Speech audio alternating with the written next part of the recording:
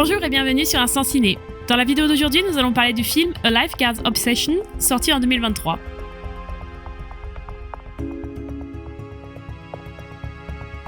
Le film commence et nous voyons une fille et un garçon assis sur leur planche de surf dans la mer et qui semblent être loin du rivage. La jeune fille raconte que sortir avec son propre entraîneur a été la pire expérience de sa vie parce qu'elle en a gardé des séquelles. Le jeune homme lui dit toutefois de laisser ça derrière elle parce qu'ils sont ensemble maintenant.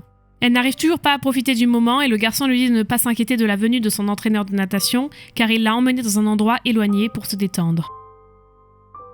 C'est alors que le garçon, Tyson, est attrapé et entraîné profondément dans l'eau par une créature inconnue.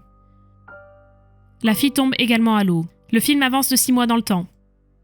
En Californie, une jeune fille nommée Maggie travaille comme barmaid. Son patron, A.G., la rejoint et est plutôt sympathique avec elle. Elle n'est cependant pas très contente qu'il soit en retard parce qu'elle a raté son déjeuner à cause de cela. Elle fabrique un collier avec des coquillages et A.G. apprécie son talent.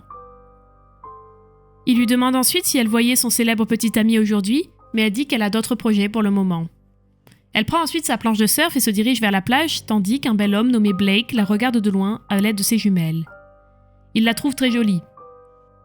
Alors qu'il la regarde, elle se détache de sa planche et tombe à l'eau. Sa jambe semble blessée, elle ne remonte donc pas tout de suite à la surface et cela n'échappe pas à Blake. Quelques instants plus tard, Blake va la chercher sous l'eau et essaye de la mener sur le rivage. Pendant ce temps, un gars nommé Kate parle à ses fans sur les réseaux sociaux lorsqu'une fille nommée Tina s'approche et le drague. Blake emmène Maggie sur le rivage et Kate la remarque. Maggie est en réalité la petite amie de Kate et lui fait la leçon parce qu'elle a été nager malgré le fait que le médecin lui ait dit de ne pas encore le faire. Nous apprenons qu'ils sont sauveteurs et qu'ils travaillent également ensemble. Maggie remarque alors que Tina le drague et dit à Kate qu'elle n'aime pas ça. Elle précise également qu'elle n'aime pas le fait qu'il passe autant de temps sur les réseaux sociaux, mais il soutient qu'il gagne beaucoup plus d'argent en faisant cela qu'en étant maître nageur. C'est à ce moment que Blake les rejoint et leur apprend qu'il est le nouveau maître nageur. Elle demande ensuite à Kate de lui accorder 1 minute le temps qu'elle parle avec Blake, ce qu'il trouve bizarre car lui est en fait son petit ami. Il part, mais en voulant à Blake désormais. Quand Maggie et Kate rentrent chez eux, ils recommencent à se disputer sur le fait qu'elle veut nager malgré son inaptitude. Le lendemain, elle est en pause lorsque Blake lui offre un cadeau, un appareil de massage infrarouge pour les genoux qui pourrait l'aider à se rétablir rapidement. Elle le remercie et il lui dit qu'il adore la voir sourire et les deux partent faire une promenade. Elle trouve un joli coquillage coloré qu'elle cherche depuis un moment. Elle lui dit qu'elle veut apporter ses œuvres d'art sur les coquillages à la galerie du bord de mer, mais le propriétaire, Sam, a rejeté ses demandes jusqu'à présent. Quand Blake regarde le coquillage dans sa main, Kate les voit et les rejoint. Il l'éloigne d'elle et lui demande pourquoi elle touche sa petite amie. Elle dit à Kate qu'elle regardait juste le coquillage. Kate s'excuse et Blake part. Quand ils rentrent à leur appartement, Maggie dit à Kate qu'ils ont besoin de faire une pause pendant un moment et s'en va. Alors que Tina regarde de manière obsessive les photos de Kate qu'elle a sur son téléphone, Blake la prend sur le fait mais garde le silence. Le lendemain matin, il attend à l'endroit même où il pense que Maggie va venir et elle arrive. Elle lui apprend qu'elle se rend à la galerie d'art pour y exposer une nouvelle œuvre qu'elle vient de créer. Elle lui montre son œuvre et il est vraiment impressionné. Il lui dit qu'elle pense qu'elle a un don. Il lui propose ensuite de l'accompagner jusqu'à la galerie et elle leur dit qu'elle a essayé de trouver sur les réseaux sociaux la nuit dernière mais qu'elle n'y est pas parvenue. Il révèle qu'il n'est pas du tout sur les réseaux sociaux car cela le détourne du monde réel. Il n'arrête pas de dire des choses qu'elle veut vraiment entendre parce qu'elle en a assez que Kate soit tout le temps sur les réseaux sociaux. Pendant ce temps, Kate est à son poste et Tina vient le voir et lui pose des questions sur Maggie, mais il lui répond qu'il ne sait pas, laissant entendre que les choses ne vont pas bien entre eux. Tina lui demande alors s'il a parlé à Maggie à propos d'eux, mais il répond qu'il n'en a pas l'occasion parce que les choses vont déjà mal. Nous comprenons alors qu'il s'est passé quelque chose entre eux il y a quelques mois et que Tina essaie de renouveler l'expérience depuis ce jour-là, mais il ne prend pas les choses au sérieux avec elle. Il lui dit que c'était une erreur, elle s'offusque et s'en va. De retour à la galerie d'art, quand ils arrivent sur place, Maggie est choquée de voir que quelqu'un vient de casser toutes les pièces de la galerie et que tout est en ruine. Elle rencontre Sam, la propriétaire, qui lui dit qu'elle ne sait pas qui a fait ça. Maggie lui montre ensuite sa dernière création qu'elle a créée récemment et Sam lui dit qu'elle est bonne mais pas assez bonne pour être conservée dans leur galerie. C'est alors que Blake prend la défense de Maggie et lui dit que son art est vraiment unique et qu'il ne voit pas vraiment beaucoup d'œuvres artistiques basées sur la mer dans cette galerie et que c'est très dommage car la galerie est en bord de mer. Il ajoute que l'art de Maggie est purement balnéaire et qu'elle devrait donc vraiment y réfléchir. Après beaucoup de persuasion, Sam donne une chance à Maggie. Elle lui permet d'exposer ses œuvres à la galerie et Maggie prend Blake dans ses bras. Les deux commencent à se rapprocher. Cependant, alors qu'elle enlace Blake, Tina passe devant et les voit. Elle se rend tout de suite auprès de Cade et lui en parle. Dans le même temps, AJ est à son restaurant quand Maggie et Blake arrivent sur place. Maggie lui présente AJ et au fur et à mesure qu'ils discutent, AJ n'a pas un bon pressentiment à ce sujet. Il voit un chronomètre que porte Blake et reconnaît l'objet car elle vient de son ancien lycée. Il demande à Blake s'il a déjà participé à une compétition de natation, mais il refuse et commence à se sentir un peu mal devant AJ. Maggie prend ensuite un jour de congé parce qu'elle doit ouvrir la galerie d'art et quand ils sont sur le point de partir, AJ demande à lui parler en privé. En l'absence de Blake, il lui dit de faire attention car Blake ne lui fait pas une bonne impression. Plus tard, ils discutent pendant qu'ils installent la galerie et il lui demande pourquoi elle n'a pas demandé à son petit ami de l'aider. Elle lui dit que Cade ne s'intéresse pas vraiment à ces choses. Et en plus de cela, les choses deviennent dramatiques quand il est là. Elle est donc mieux sans lui pour le moment. Il lui dit ensuite qu'il pense qu'il se passe quelque chose entre Cade et Tina, ce que Maggie soupçonne déjà. Elle ne fait donc aucun commentaire à ce sujet. Elle poursuit plutôt en disant qu'elle a besoin de se baigner et ils vont dans une piscine privée où ils se retrouvent seuls tous les deux. Il se déshabille devant elle et elle se déshabille également et saute dans la piscine avec lui. Elle ne cesse de le remercier pour tout ce qu'il a fait pour elle et elle lui raconte sa vie.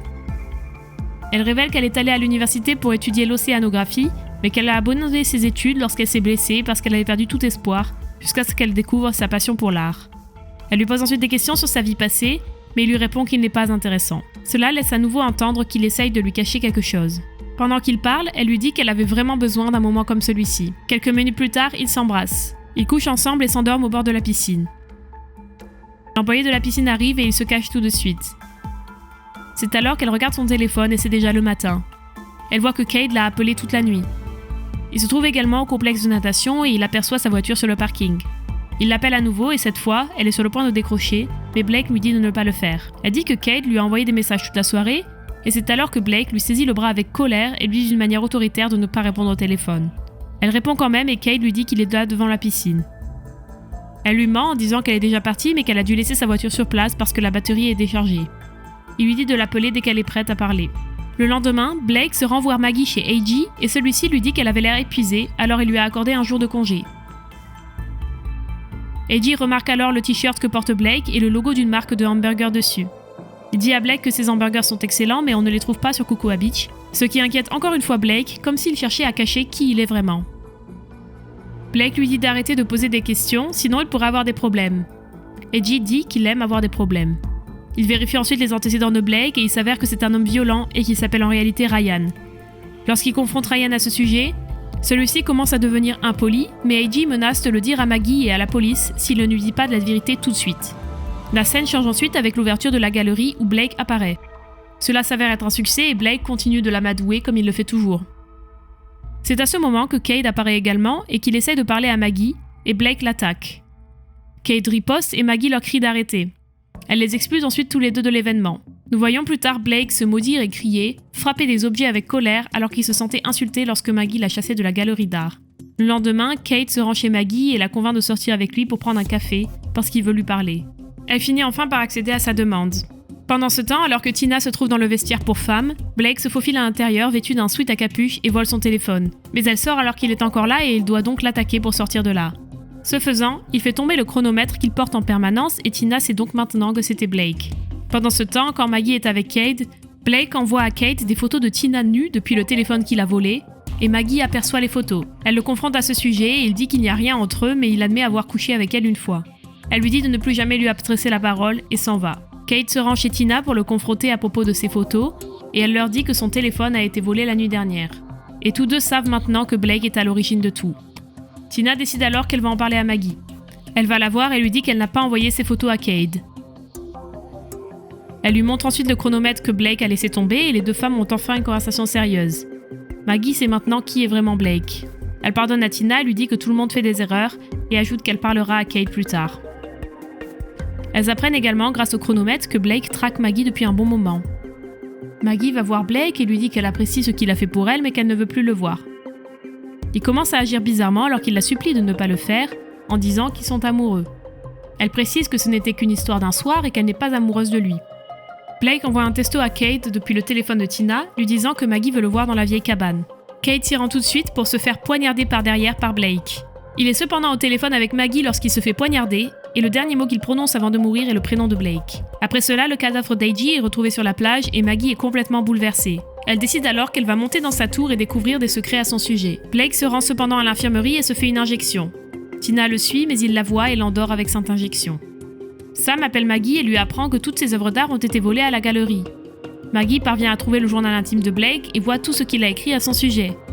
Elle voit également toutes les photos sexy qu'il a prises d'elle chaque fois qu'elle était sur la plage. Néanmoins, il finit par l'attaquer par derrière et quelques instants plus tard, nous retrouvons Maggie ligotée dans la vieille cabane. Il reconnaît avoir tué A.J. et Cade. Au même moment, nous voyons Tina reprendre conscience, profondément sous l'eau. Elle parvient à remonter de la surface jusqu'à temps. Blade dit à Maggie qu'il voulait la mener où ils pourraient commencer une nouvelle vie ensemble. Elle dit ensuite qu'elle veut aller aux toilettes, mais elle tombe sur le cadavre de Cade. Quand elle sort, elle voit Tina dans la pièce, et Blake la retient alors qu'il lui dit qu'il est vraiment difficile de se débarrasser d'elle. Il est sur le point de tuer Tina quand Maggie l'assomme et sort de là. Blake, cependant, la rattrape et les deux se font face. Elle le poignarde ensuite dans le cou avec un coquillage et s'enfuit. Dans la scène suivante, nous voyons Maggie surfer dans l'océan tandis que Tina se tient dans la tour et regarde. 6 mois plus tard, nous voyons Blake sur une plage de Floride où il travaille actuellement comme maître nageur, où on le voit harceler une autre fille et avec ça, le film touche à sa fin. C'est tout pour cette vidéo, n'hésitez pas à partager vos réflexions sur ce film dans les commentaires et n'oubliez pas d'aimer et de vous abonner, cela nous aide tout particulièrement. À la prochaine, ciao!